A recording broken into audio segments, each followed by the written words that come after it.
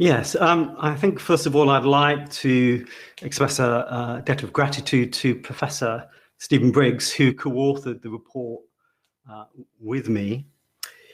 And I think that we were trying to capture some of the themes and patterns and dynamics that led to a rise in adolescent suicides across Kent. So the study consisted of 16 young people where we did some simple statistics. And then we did a thematic analysis using Braun and Clark's method to analyze 4 root cause analysis reports, which were essentially cases. And I think it was really interesting what we found.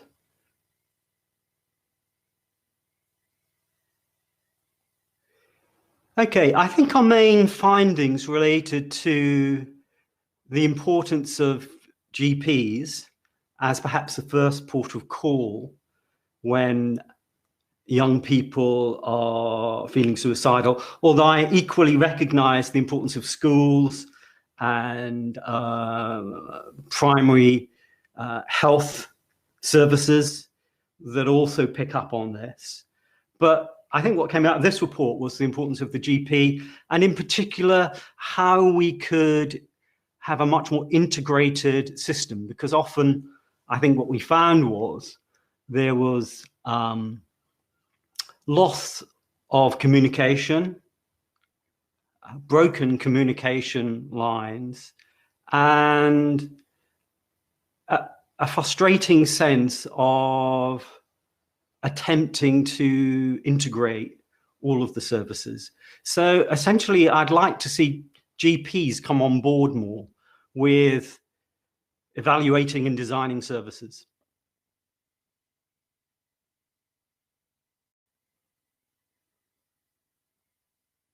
I think there are always limitations to studies, but what I think we did find, and I'm going to give you some headlines here, I think we found that there's a real importance in doing a comprehensive assessment.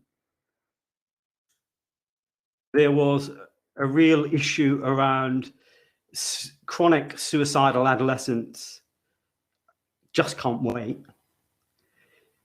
And I think thirdly, the importance of the family in being able to be a barometer to some of the rising tensions or the rising tides of risk and concern that they observe in their children.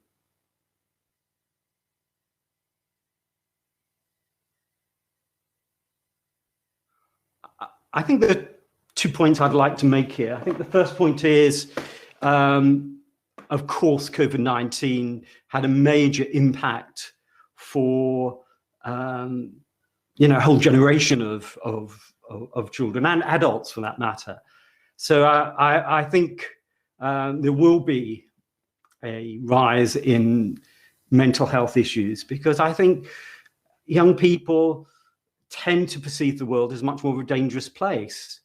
And there are lots of issues pending at the moment that I think cause enormous anxiety and perhaps a gloomy outlook and sometimes depression. So, of course, there will be a predicted tsunami of need following COVID-19.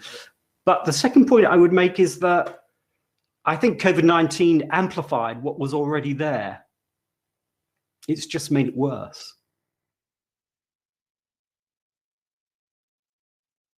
Well, I think, first of all, I'd like to see more research into how young people move from suicidal ideations to suicidal actions. The notion of imagining or fantasizing about suicide seems very different from moving to the despair of suicidal actions and suicide.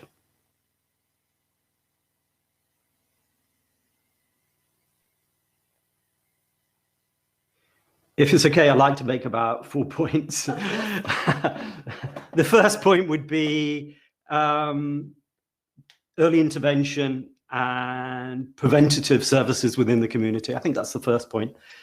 The second point would be there are no shortcuts to good assessment. We need a comprehensive assessment which really does engage with the young person. Thirdly, I would like to see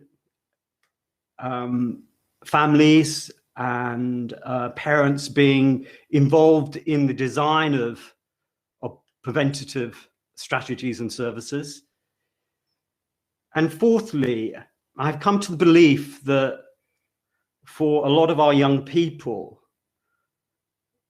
there is something in the mind which is forged and hatched and incubated in a highly destructive manner. And sometimes there is no awareness of that part, that it fluctuates, it comes and goes, and often I think takes both professionals, schools, educationalists, and families by surprise when there is a serious suicide attempt or suicide.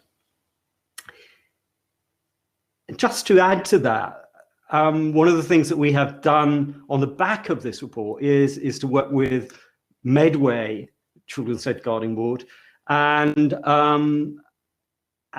we actively have involved a parent in commenting upon their own experience of the tragic pain of losing a child or a young person. And I don't think there are the words to express that.